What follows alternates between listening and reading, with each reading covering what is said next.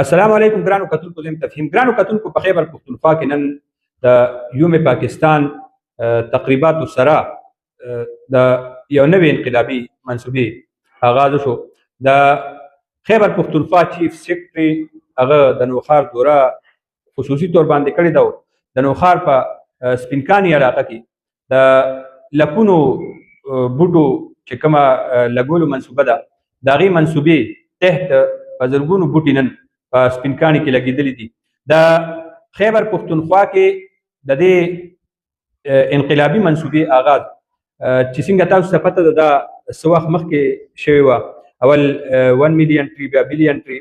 نن د دې شجرکارۍ مهم چې کوم نوی آغاز شو، نو دا احساس شجرکاري مهم تحت لاندې د یو نوې منصوبې آغاز شو.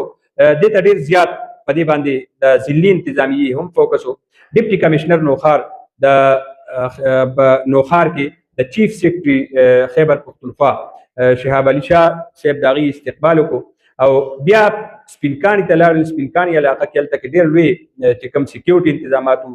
د دې نه علاوه چې کوم رضاکار موجود وو، د علاقې چې کوم نمایندګانو، عوامي سماجي شخصیاتو، علاقې خلک وو، هغوی هم موجود وو. د دې مهم دپاره باقاعده برپور طریقې سره تیاری شوی او شایان شان طریقې سره د موسم بهار چې کوم شجرکاري مهم دی د هغې آغاز شو. په دې موقع باندې دا اعلان وشو چې دې مهم دوران کې به مونږ لکونه بوټي په خیبر پختونخوا کې لګو. ډېر اهمیت حامل دی د شجرکارۍ دا مهم چې دې کې د ټول قوم دپاره ژوند دی. نو په داسې موقع چې کوم د ملک حوالې سره او د قومي رز د یوم پاکستان په موجوده حالاتو کې، نو هغې کې هغه ټول چې کوم تقریبات هغه شجرکارۍ په نوم شو او فوکس په دغه موقع باندې د شجرکارۍ باندې مو. ډیپټي کمشنر نوخار دفتر کې باقاعده بوټي هم لګېدل او بیا پرچم کشایي مو شوه. یوم پاکستان تقریباتو حوالې سره همغلته کې په دفتر کې پرچم کشایي وشوه او د هغې نه پس بیا د ډیپټي کمشنر آفس، ډیپټي کمشنر هاوس چې کوم لاندې، نو په هغې کې بوټي ولګولی شول.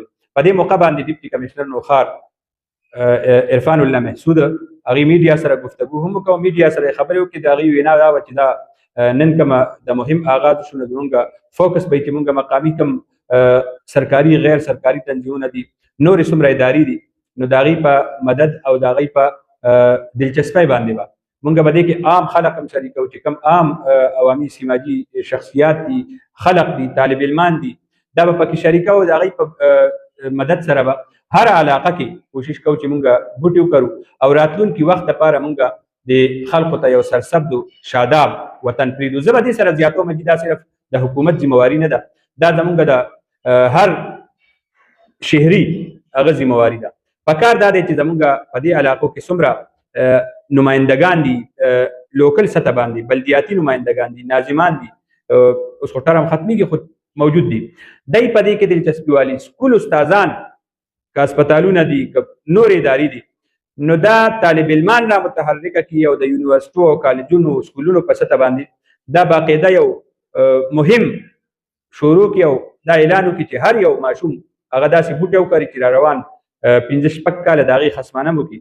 نو که په داسې طریقه باندې د بوټو لګول شروع شي او د مهم باندې فوکس شي، نو زمونږ یقین دی چې نوخار دا به سرسبز و شاداب وطن جوړ شي. نن چې کومه علاقه کې بوټي ولګېدل، نو دې ته ضرورت هم دی او زه به دې سره زیاته کومه چې اچرات دا علاقه دا غرونه څه غرونه خو داسې چې هغه شنه دي، خو څه زمونږ په دې نوخار کې داسې غرونه دي چې هغې باندې ضرورت دی د ولی طرف ته، کاکا صاحب طرف ته، بیا د مانکي طرف ته، په شیخي طرف ته و سپینکانی طرف ته، نظامپور طرف ته.